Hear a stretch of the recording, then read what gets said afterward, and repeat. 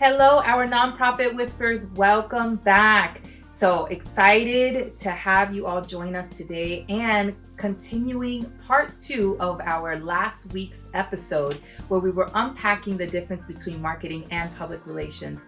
This week, our friend Natalie Maniscalco is going to share a little bit about the struggles and barriers she had to overcome in starting her own nonprofit organization. So how does a marketing PR guru expert, how would they approach now starting their own nonprofits, and trying to share some of her secrets with us in this audience. And so again, if you haven't subscribed, please do so, and check us out, Nonprofit Whisperer, and our YouTube channel, and be a part of our community. Don't miss out. So without further ado, I'm introducing to you Wonder Girls USA.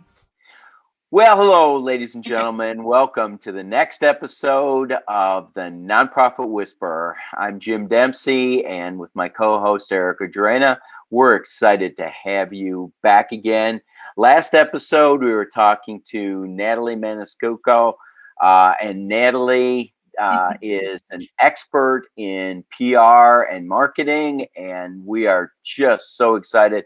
Natalie has not only been an expert in PR for-profit organizations like Goya, as an example, which she will talk about a little more, but especially in the area of nonprofit PR. And so we're going to talk a little bit more about her organization, Wonder Girls, which she started, and we'll unpack that a little bit more. So, but in the meantime, we just encourage you, if you are a nonprofit and are looking for helpful tips on how to grow, be sure you subscribe to our channel.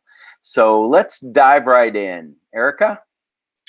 Yeah, so, okay, we were already starting like another conversation. But Natalie, when we talk about breaking down like what some of the practical tips are that folks can start doing almost right away when it comes to their PR strategies, besides hiring you, of course, what are a few tips that you'd like to share with our nonprofit audience? One tip, which almost seems a little much like common sense, is to consume the media, like watch the media, read the media. You need to understand how and what the media is covering in order for you to get your brain thinking about the stories that you can then apply to that particular channel and knowing their audience. Right. So if you're trying to get on Telemundo, for example, you know that is a Spanish television network. They speak in Spanish. It's for Spanish audience. However, if you're pitching to Miami Telemundo, or you're pitching to New York, New Jersey Telemundo, the audience is different as well, right? Mm-hmm. So you want to make sure that you understand the different the breakdown of the demographics of each of your networks, and then to really start thinking about, well, how can my nonprofit apply to the current situation of the news? So it's not just about me and what we do. It's about what can this nonprofit do for the common good of the audience. And that's really important. And that's how you figure out your news angle and the hook. And for example, let's say you're a nonprofit for mental health, right? And right now, because of the pandemic, it's been, huge, right? Everyone is being affected in some way. Your nonprofit could be the leading expert in talking about mental health during the pandemic, and tips and how-tos on how to, motivate your family, how to get beyond the pandemic, how to change your perspective. Whatever deals with mental health, you can be that leading expert. And there's anything that has to do with, pandemic is obviously the topic of the story right now. We were in the political arena. Now that's kind of calmed down a little bit, but we're still at we're hoping the pandemic ends soon. So it's really about how can your business or how can your nonprofit fit into the story of today? And then that's how you start developing your PR portfolio and your press and your footprint. And then when people start, oh, well, wow, this organization, I didn't know they help mental health. How can you get in contact with this nonprofit organization? This that could help me and help my family. So that's really important, is to one, consume the media, watch the media. Good. You want to know the demographics of the media outlet that you want to be involved in, and then to really figure out how to adapt to the current news situation and position your nonprofit as a leading expert. You know what I love about that is that what I heard from that as a person that's worked with nonprofits, when I think about things that we get wrong all the time, it's pick a story. Mm-hmm. And I feel like sometimes we do get the opportunity, like because through a relationship, to have a great media presence at an event or to go and do an interview. But then they're trying to say too much. They're trying to tell all the stories of the organization. But I think if you literally just took on those two things, what a game changer that would be for your events, for your newsletter, for your direct mail appeals. Like, that's so important. Now, in terms of like PR, walk me through like the difference between the local stations and how much. Two questions. One is the local stations versus like the national, because what was the most recent interview that you were just on? Tell the folks. Just recently, we were featured on a national segment with NBC. It was actually geared towards a younger demographic. So they have a show called NBC LX.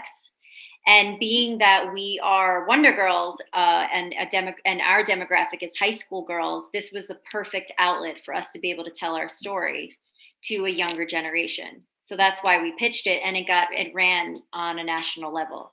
That's incredible. And congratulations for that. Thank you. So now I think sometimes people always have their eye on like those big platforms, right? Right. But it's not always the best fit for the nonprofit. So walk us through the importance and valuing kind of local versus that national platform. And even if people are ready for it, because everyone thinks they're ready for the national, but they're not ready. Absolutely. So I'll take it on a personal level. So the reason why we did go national, because our organization is actually based in New York, in the suburbs of New York and New Jersey. So that keeps us local, right? Our physical location and our physical touch is local. But I pitched a story national because we are building our online community and our online platform. So for Women's History Month, because we are girls empowerment, we ran a campaign called Wonder Girls United, where we had our high school Wonder Girls interview influential women, 4 different women, on a huge national, and so we got them involved, right? And it's online. So online, you could reach someone in Africa, you could reach someone in Asia, it doesn't matter. So that's why I decided to take that story and pitch it to on a national level. And then what I did was I took our local stories, like our volunteer days where we were interacting with the girls, together in one room. And that was able to show the story, visually tell the story of Wonder Girls and the reason why we created Wonder Girls in the middle of the pandemic. And then we pitched our local so every month we have volunteer days where we work with local nonprofits. And so those stories I kept to the local level. So that's something I wouldn't necessarily pitch to a national TV segment, because it's not going to help someone who's living in Los Angeles, right? So so you really need to understand when to do it and when not to do it. But if your impact is greater on a local level, then that's where you need to start. And don't think that your reach, especially in New York City, when it comes to media, you're talking about 8 over 8 million people that live in this in just in New York. So even the local media is hitting a huge audience. It's not like you're pitching locally in Arkansas, right? Yeah. So that impact is great. And the thing with local media too, even if it's hyper local, what we call it. So if you have like a News 12 or you have a local newspaper that people physically read, the thing is that people want to know what's going on in their neighborhood first. They want to know what's happening down the block, right? So they will watch their local media first, and then they will switch to their national or to other local stations to find out more media. So it's really important to not forget about the local, because that really does have a huge impact. And if that's where your organization is, the footprint is in that small area, then that's where you need to first start. I love that. Now let's talk about even like segmented groups, right? Like different ethnicities, and even like women you talked about, or younger women, or, how do you go about getting into those kinds of segments or attracting those individuals? For example, I know with your work with Goya, you said you were able to effectively do the reverse. So now you're taking like an all Latino brand basically, and they're crossing over into everything else, right? So how do you approach that? Because I think people's assumption is that every community there's majority culture. That's not true. Right. There are ton of communities across our planet where the majority is not what we have in our minds are the majority. The majorities are the minorities there, you know. There's all Latinos or all Asians or all Indians in different pockets of communities. So how do you do it in a way where you're not only looking at what can I get out of it? Because this is a question a lot of nonprofits are struggling with. Sure. We have to remember that in the end, we're all Americans, right? Majority, I mean, yes, a lot of people are bilingual, and maybe people speak in Spanish more at home, or just in their daily lives, they might speak Spanish more. But in the end, we're all American, and we all have the same TV channels, right? Mm-hmm. So a lot of the times, what I think people forget is that some people feel more comfortable, even though they might speak other languages, they feel more comfortable consuming their media in English. So, for example, I mean, did you grow up watching Fresh Prince of Bel-Air? Yes. Yes, so did I, right? So we consume the same media. Just because you're Latina doesn't mean that you don't know the English shows or the channels, that the shows, the media. So you'll be surprised that a lot of let's say, ethnic people, they watch English media. So you can't, and you can tell the difference between the different shows like Pix 11, NBC, even Fox. Their content is more diverse, ethnically diverse, because they know that whether they're Black, white, or Spanish, they're watching that media and it's in English.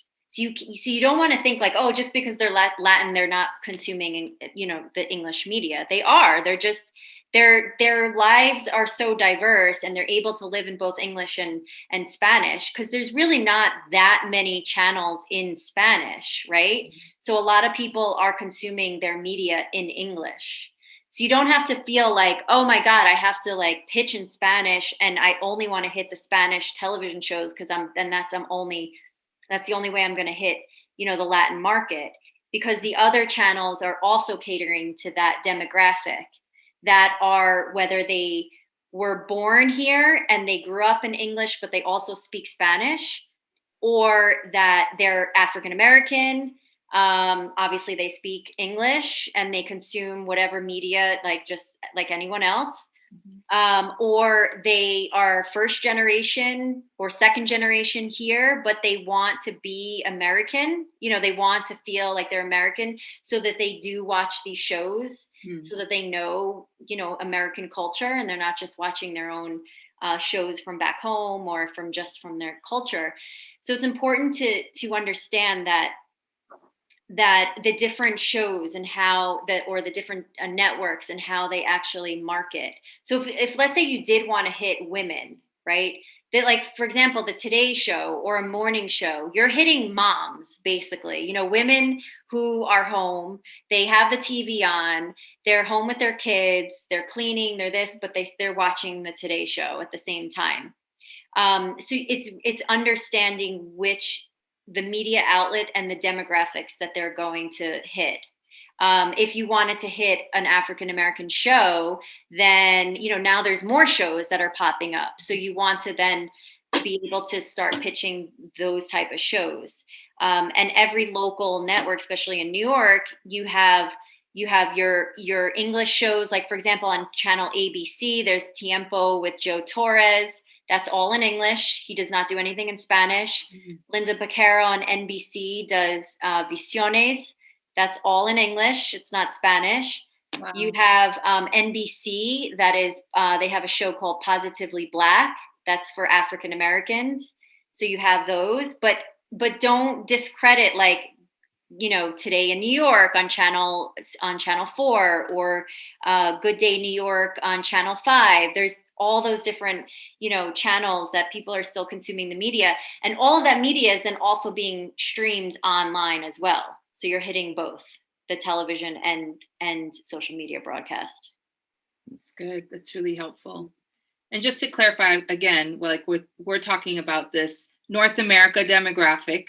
So we're saying everybody wants to be American, like everyone. Oh yeah, I'm sorry. To be specific, but that we are here, and we also do acknowledge that there is a huge immigrant population in our country that are just or first generation, or and that there are like segments for that. But the point is, to pay attention and not think it's so closed-minded way, but that there's all of these other English-speaking channels that are still very much targeting a diverse population of folks and of people. And that's right. That's actually something like really interesting. And I'm glad that you said that, because you're right. Even the ones that are titled Spanish, like, and they're all English speaking. So that is really interesting. So they're kind of like giving the nod of like, I see you, I acknowledge right. you, I hear you, but we don't know how to speak Spanish, or whatever the case may be. It doesn't matter. I mean, I've been on all those shows, and I'm not Latina. I'm talking about an event or a matter, an issue that has to do with the Hispanic culture, but I'm not Hispanic. For me, I think I can pass for being Latina. Yeah. I don't know how I would be accepted if I went on a Black show. Who knows? I mean, maybe it would be totally, people would love it or not. It doesn't matter. I think, though, for nonprofits, you do need to have people that represent that culture that you want to connect with, or it's just people that understand the culture and can relate no matter what they are. So if they are going into the Black community or an Asian community or a Latin community or whatever, that they can connect with people no matter what. For me, I've never had that issue. I have always, I don't know why, but I've always had that ability, Black, white, whatever it is. And I try and make people feel comfortable and, communicate with people in a genuine way. And I think that's also really important, is to show people that you're not looking to get anything from them. You're looking to help them. Right. Mm-hmm. And so I think when you're authentic and you're genuine, people see that and they accept that. That's awesome. Thanks. Wow. Natalie, talk to the nonprofit organization that listened to your principles. They got that PR. They were able to get the attention of the local media. What kind of infrastructure? How do they have to be prepared on the back end for an onslaught of all of a sudden people are interested in the organization? They went from nobody knowing about them to all of a sudden now they're, the local news thinks they're the best organization around. Right. How do they need to be prepared for an onslaught of interest now all of a sudden?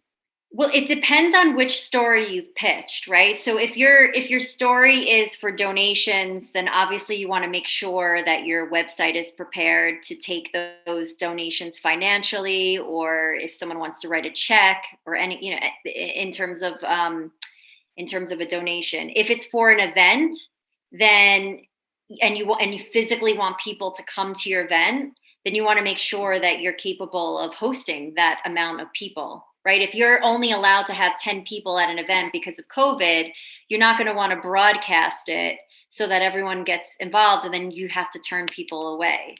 That's something that you wouldn't want to do. And in terms of even for businesses, if you have a product, you're trying to push a product, make sure you have product in inventory, because that's the one thing, is that you have 1 minute to get people hooked. They come onto your website, and especially if you're doing a broadcast or even social media and the link goes to your website, you want to make sure your website is in tip top shape and that your website is telling the story that they just listened, that they just saw.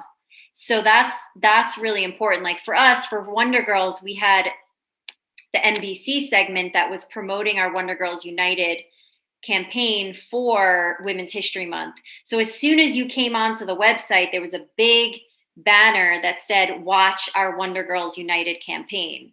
And then the donate button was like right there. So, we were able to capture an audience, and we were also able to capture people to make donations. And that's really important. So you really want to make sure you know what is the impact of the story that you're trying to pitch. Maybe it's food donations. Maybe you want people to donate food, and then all of a sudden you have too much food. So what are you going to do with that food? You don't want to turn it away. So you want to make sure you have a backup of either storing that food or giving it to another organization. And that's really important as well. Wow, that's great, Natalie. Well, Natalie, we've mentioned Wonder Girls a few times, and you started Wonder Girls in the middle of COVID in December of 2020, when a lot of people would be afraid to start a nonprofit organization. You were venturing out there, and you've seen tremendous success. Tell us a little bit about your story. Why Wonder Girls? Why now? Why was it? Why was December 2020 the time that you need to get it started? Back in September, my colleague and I, we were part of a women's networking group, and it was in person. It was pre-COVID. It did so well. We were so excited. We were having events. We were building our network. And then the idea of creating some sort of young leadership program that sort of mimicked our women's group, but for your younger demographic, we said, I want to do this. I've always wanted to work again with the high school age group. We were supposed to launch in May, and of course, COVID was still going on, and we said, forget it. We shouldn't do it. And then we kept talking about it, and, should we do it? Should we not? Oh my God, it's a pandemic. Are we going to, we really need to do this in person. It's an in-person program. And we just decided, let's just do it. Let's build the website. And because of my background and my skill sets, I was able to build the website. I didn't have to, pay anyone to do it. And Irene has a whole nother skill set. And we just said, let's see what we do. Let's launch a campaign in December. And in 1 month, we raised $10,000. And we're like, okay, I guess we're doing it. And, I think it's the energy and the passion. And I know people see that and they're excited. And there, of course, there's such a need for it, and these girls, we've really attracted just such amazing girls that, are go-getters, and they're finding their way. But the one thing that I love, because this is something that we're always talking about, it's right on our website. It's like girls supporting girls. We are not here to bring each other down. We are here to support each other. And these girls see that, and they come in thinking that.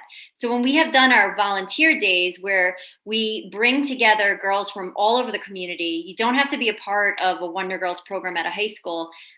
They're coming in like, I'm confident already, right? So it's great just because that's our vibe. Like that's, they say when you have your vibe attracts your tribe. And that's how we want these girls to feel. And they've done all these interviews. We've done so many interviews already, and I'm not even giving them talking points. I mean, they're saying these things about, oh, this is about being confident, and this is about being a leader, and this is about helping others and being a part of a community. And that's what's so just like organically happening. And that's what I just love. And I feed off of that energy and just makes me want to do more and more. And that's what I'm excited about to grow. So Natalie, are you like, what is your dream? Like, are you wanting to connect? What's the next step for those that might be listening and have access? Like, is the goal to connect with superintendents? Is the goal to connect with principals, or with teachers? Like, who is it that you're trying to engage with next? Well, my goal is to make this huge. I'm thinking big, right? Think big. I mean, don't do anything small. Right? No, why don't not? think small. Think big. You go into it like I'm the boss lady and I'm going to make it happen, right? Yeah. So that's my dream. My dream is for this. I would love to say, I love you, my clients. You've been wonderful, but this is what I want to do. And so right now we are building the foundation that will lead us into the schools starting in September, pending, hopefully, I think we should be able to do that. Yeah. So what we've been doing is outreach to high schools and superintendents. We've had about 13 meetings already with different schools, both in Rockland and Bergen County, so in the suburbs of New York and New Jersey, as well as centers. We are looking into renting out a center where we can service maybe about 4 or 5 high schools so that we can bring girls from different high schools into one center. And so by the time we hit September, we will already have our program ready to go. We'll have the high schools ready to go. And then it'll really just be about developing the program, bringing in all of our network of women. So it's an after school program, and it's 12 sessions. The first 6 sessions focuses on building confidence, self-esteem, leadership skills, public speaking skills. And we bring in women who are experts within each of these subjects. Yeah. They come in and they lead, and then we have also a group of other women who act as mentors. So it's a very interactive group. It's all customized for the girls. If they tell us on the first day, we're really interested in fashion or medical or law, we're going to bring in mentors that's what they do, so that they can share like, okay, well, I went to this university, I had this type of internship, I studied here, this is what happened to me, this is how I got to where I am today, so that they see. But then also talking about real life stuff, like life is not this, it's not easy, it goes all over. And sometimes, you have these challenges, and as young girls, you're like, why is this happening to me? Like you're all dramatic about it. And I'm sure I was too. But in the end, it's like, you can handle it. You need to handle it. And the one thing that I want to stress, because I do think the media kind of takes it all over the place, is that it's not about being a boss in the sense of, I'm going to be the boss of this company or the VP of this company, or I'm going to be an entrepreneur and start my own business. And because that's not for everyone. Right. It's about being a boss of your own life. Be the leader of your own life first, and then you can lead, right? And give to others, and then more will return to you, right? And instilling a sense of responsibility and social responsibility and being good and helping each other is building the foundation of these girls first. And that builds confidence, and that builds self-esteem. Knowing that you're helping someone else really has an impact on these girls in ways that you you won't believe. And a key component of our program is working with other nonprofit organizations and having the girls gain these hands-on experience, whether it's packing food and giving it out to families, or we just did a clothing drive, and they were running that clothing drive like it was Bloomingdale's, organizing everything. I mean, these girls were amazing. And, we're working with a domestic violence organization, Meals on Wheels. This month for Earth Day, we're cleaning up communities, like literally picking up garbage and talking to them about keeping our streets clean and things like that. That's important for them to understand, and then also understand the careers that are in nonprofit. It's not always about making $1 million or being in finance, but if you have a passion for helping other people and you feel that makes you feel good, there are so many careers in that world too. So that's what it's really about, that. And so we are looking for speakers. We're looking for mentors, volunteers to be a part of our Wonder Girls. We're looking for people who want to write for us and add content or video content. So there's so many different ways that people can get involved. But of course, fundraising is a big thing. We are in the right. There you go. So donating is really important, and we are reaching out to sponsors, all different types of sponsors. That product services that want to market within this. And we're being very conscious of what type of sponsors that we put in front, that they're healthy, that they're health conscious, environmentally safe, positive things for young girls. Yeah.